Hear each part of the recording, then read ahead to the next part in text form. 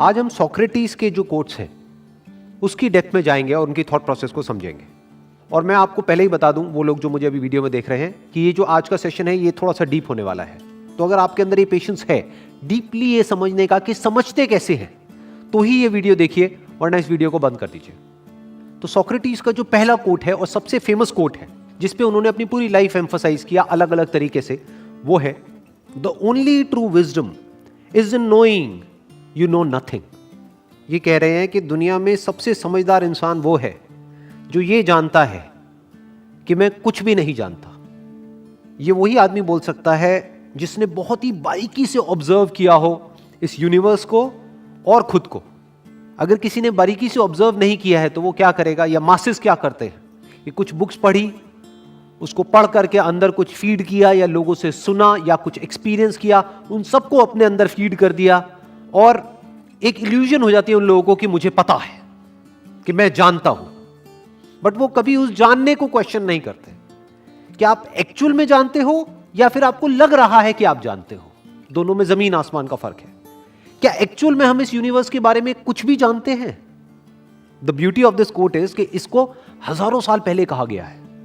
तब हमारे पास में ऐसे साइंटिफिक इंस्ट्रूमेंट्स नहीं थे कि इस बात को वेरीफाई किया जा सके। At that time, you need great deal of intelligence and a questioning mind to understand the limitation of knowledge. आज तो बड़ा आसान है इसको समझाना। फॉर एग्जाम्पल, ये जो कोट में कहा जा रहा है, अगर इसको हमको समझना हो तो कैसे समझेंगे? जो भी नॉलेज है, जिसको हम नॉलेज कहते हैं, वो चाहे इंटरनेट पे हो, चाहे किसी बुक में हो, चाहे कहीं पर भी हो, चाहे हमारी ब्रेन के अंदर फीडेड है, वो नॉलेज कहां से आती है? नॉलेज से पहले होता है एक्सपीरियंस। एक्सपीरियंस कैसे होता है? एक्सपीरियंस हमको होता है हमारे 5 सेंसेस के थ्रू, जो हम देखते हैं, सुनते हैं, स्मेल करते हैं, टेस्ट करते हैं, टच करते हैं। उन एक्सपीरियंसेस के बेस पर नॉलेज क्रिएट होती है। Without experience there can't be any knowledge.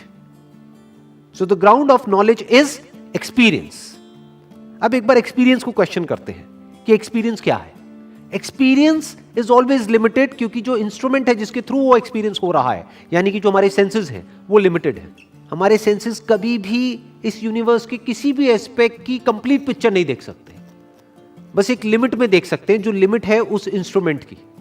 आज हमारे पास में बहुत सारे साइंटिफिक इंस्ट्रूमेंट्स ऐसे हैं जो अगर अभी यहां पर लगा दिए जाएं तो अभी आंखों से मुझे कुछ दिख रहा है। यहां पे मान लो ये कैमरा दिख रहा है, बट अगर अभी यहीं पर कुछ ऐसे साइंटिफिक इंस्ट्रूमेंट्स लगा दिए जाएं तो ये कैमरा दिखना बंद हो जाएगा। और इसके बीच में, यानी मैं यहां पर जहां बैठा हूं और ये जो कैमरा है, इसके बीच में जहां पर अभी इन आंखों से कुछ नहीं दिख रहा है, वहां पे कुछ दिखना शुरू हो जाएगा, कुछ माइक्रो ऑर्गेनिजम्स दिखने शुरू हो जाएंगे। तो इन दोनों में से सच क्या है? ये दो अलग अलग एक्सपीरियंसेस हैं। एक इंस्ट्रूमेंट के थ्रू देख रहे हैं तो ये कैमरा है, दूसरे इंस्ट्रूमेंट के थ्रू देख रहे हैं तो ये कैमरा नहीं है। एक इंस्ट्रूमेंट के थ्रू देख रहे हैं, यानी इन आंखों के थ्रू, तो इस कैमरे के बीच में और इसके बीच में कुछ भी नहीं है। दूसरे इंस्ट्रूमेंट से देख रहे हैं तो बहुत कुछ है, लेकिन ये कैमरा नहीं है। तो दोनों में से क्या सच है, क्या झूठ है? अगर इस फिनोमेना को और आपको बारीकी से और डीपली समझना है तो आप क्वांटम फिजिक्स को स्टडी कर सकते हो, कि जब एटम्स को ऑब्जर्व किया जाता है, यानी कि एक इंस्ट्रूमेंट को प्लेस किया जाता है, तो वही एटम्स जब उनको फायर करते हैं तो दे बिहेव लाइक पार्टिकल्स। लेकिन जब उस इंस्ट्रूमेंट को प्लेस नहीं किया जाता है, when there is no observer observing that phenomena, then those same atoms behave like waves. आज हमको ये पता है कि all this matter, this universe is made up of atoms and subatomic particles. In other words, कि जो universe हमको particle के जैसा लग रहा है, क्या ये पार्टिकल है या वेव है? जब हम क्वेश्चन करते हैं इंस्ट्रूमेंट्स को जिसके थ्रू एक्सपीरियंसेस होते हैं, फिर चाहे वो इंस्ट्रूमेंट हमारे 5 सेंसेस हो या कोई मैन मेड इंस्ट्रूमेंट हो, कोई भी इंस्ट्रूमेंट हो, every instrument is limited. An instrument can never see the whole of anything. एक इंस्ट्रूमेंट सिर्फ रियलिटी के हमको छोटे से फ्रेगमेंट को दिखा सकता है, उसके छोटे से एस्पेक्ट को दिखा सकता है।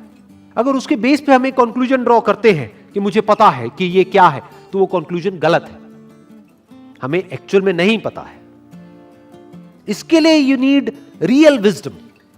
मतलब जो बेवकूफ लोग होते हैं और एक्चुअल में समझदार होते हैं, उसमें सबसे बड़ा फर्क क्या होता है? बेवकूफों को सब पता होता है। बेवकूफ लोग ये मानते हैं कि जो भी उनको पता है वो सब सही है, और उनके अंदर ईगो होती है अपनी नॉलेज की, मैं जानता हूं।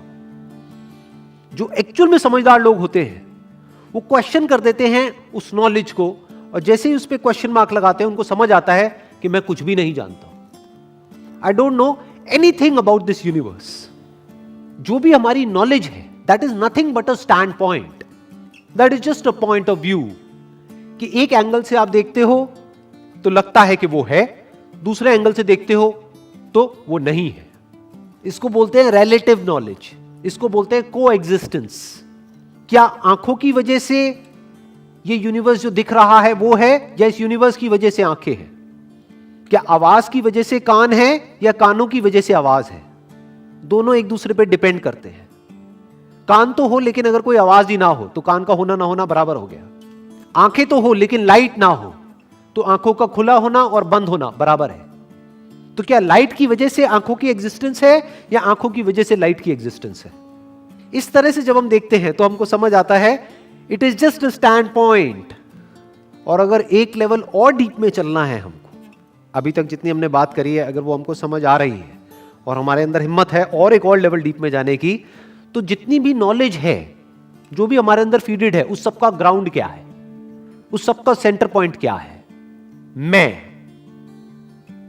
हूं तभी तो सब कुछ है। I am, that's why everything is. इस आई एम को क्वेश्चन करो। Do you know anything about yourself? जब आप शीशे में देख रहे हो और जिसको बोल रहे हो कि ये मैं हूं, तो जो दिख रहा है वो एक्चुअल में क्या है? इसमें ढूंढो उस मैं को जिसको भी आप मैं बोलते हो। सब कुछ तो उधार का है, आपका है क्या? धरती, जल, अग्नि, वायु, आकाश, इसकी बनी है ना ये बॉडी। इसमें से आपका क्या है? आप क्या हो इसमें से?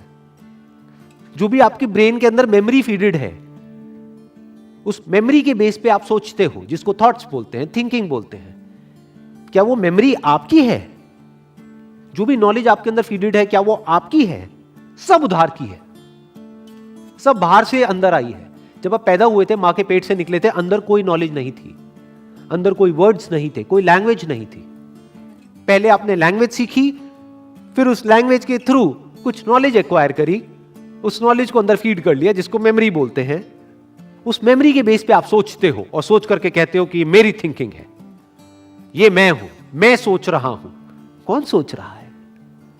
ध्यान से जब आप बारीकी से ऑब्जर्व करोगे तो इस मैं में और इस यूनिवर्स में आपको कोई डिवीजन नजर नहीं आएगा, कोई सेपरेशन नजर ही नहीं आएगा। You are the universe. तो क्या आप इस पूरे यूनिवर्स को जान सकते हो?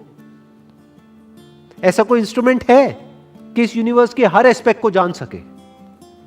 Every instrument is limited, so you can never know the whole, you can never experience the whole.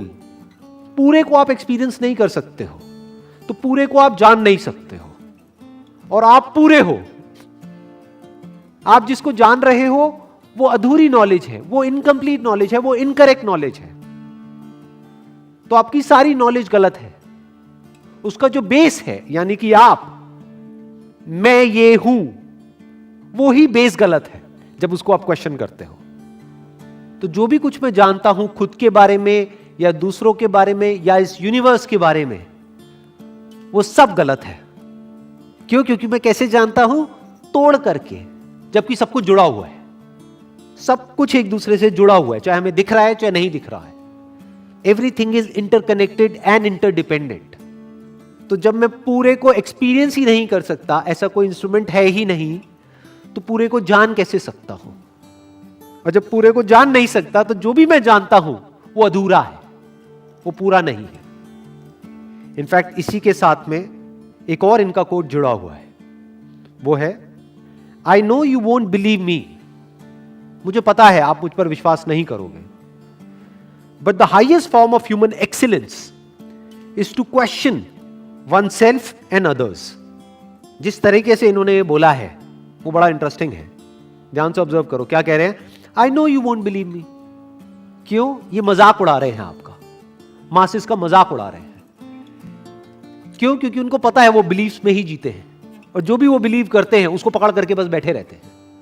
उससे अलग कुछ भी होता है तो उसको कॉन्ट्रडिक्ट करते हैं, उससे लड़ते हैं, उसको काटते हैं, उसको नहीं मानते हैं। बस जो मानते हैं, बचपन से जो उनको मनाया गया है, जिस भी तरह के बैकग्राउंड से वो हैं, बस उसको पकड़ के बैठे रहते हैं। और उस बिलीफ को अगर कोई क्वेश्चन करता है तो जो क्वेश्चन करता है उस पर अटैक कर देते हैं। तो पहले ही कह रहे हैं, मतलब इस कोटेशन की शुरुआत कहां से हो रही है? I know you won't believe मी। क्यों? क्योंकि आप लोग बिलीफ में ही जीते हो, बिलीफ में ही मरते हो। उसको क्वेश्चन करने का दम नहीं है, बहुत कम लोगों में होता है। और जिनमें यह दम होता है, मासेस जो है वो उसके अगेंस्ट हो जाते हैं, क्योंकि मासेस बिलीफ्स में जीते हैं। इनफैक्ट सोक्रेटिस के साथ भी यही हुआ था। इन्होंने क्वेश्चन किया। किसको क्वेश्चन किया? वहां के जो बिलीफ्स थे उनको क्वेश्चन कर दिया, उनके देवी देवताओं को क्वेश्चन कर दिया। तो जो मासेस है वो उसके अगेंस्ट हो गए, तो एंड में उसको मार दिया गया। अलग अलग रिलीजन के अलग अलग लोग हैं जिन्होंने अलग अलग बातें मान रखी हैं, डिपेंडिंग अपॉन कि उनकी अलग अलग बुक्स में क्या अलग अलग लिखा हुआ है, और वो उसको पकड़ करके बैठे हुए हैं। इसीलिए वो लोग आपस में लड़ते झगड़ते हैं। क्यों? क्योंकि बुक्स अलग अलग है, तो लिखा हुआ अलग अलग है, तो वहां पे लड़ाई झगड़ा होना ही होना है। मैं कुछ मानता हूं, तू कुछ और मानता है, तो मैं और तू की लड़ाई होनी ही होनी है। सारी लड़ाइयां इसी लेवल पे है। क्वेश्चनिंग के लेवल पे कोई लड़ाई नहीं है। क्वेश्चनिंग दो लोग मिल करके भी कर सकते हैं। दो अलग अलग रिलीजन के लोग अगर इंटेलिजेंट है तो मिल करके भी क्वेश्चनिंग कर सकते हैं। आओ बैठ करके क्वेश्चनिंग करते हैं कि इस बुक में क्या है, उस बुक में क्या है, निकालते हैं इसमें से। तो क्या कहा जा रहा है कि कुछ भी मानो मत, यहां पर भर करके मत बैठे रहो। जो भी यहां भरा हुआ है उसको क्वेश्चन करो, जो भी कहीं लिखा हुआ है उसको क्वेश्चन करो, जो भी कोई कह रहा है उसको क्वेश्चन करो, चाहे वो कोई भी हो। ध्यान से समझना, क्वेश्चन करने का मतलब ये नहीं है कि आप उस आदमी को क्वेश्चन कर रहे हो, वो जो बात कह रहा है उसको आप क्वेश्चन कर रहे हो। फॉर एग्जाम्पल, मैं कुछ कह रहा हूं तो उस बात को क्वेश्चन करो, क्योंकि दो बातें हो सकती है। एक कि जो मैं कह रहा हूं उसमें गलती हो सकती है, दूसरी हो सकता है जो मैं बात कह रहा हूं वो गलत नहीं है, वो बात सही है, लेकिन जो आपकी समझ है वो गलत है। तो जब तक आप क्वेश्चन नहीं करोगे आप समझ ही नहीं पाओगे कि एक्चुअल में मैं क्या कह रहा हूं। आप समझ ही नहीं पाओगे कि एक्चुअल में जो मैं कह रहा हूं वो सही भी है या नहीं है।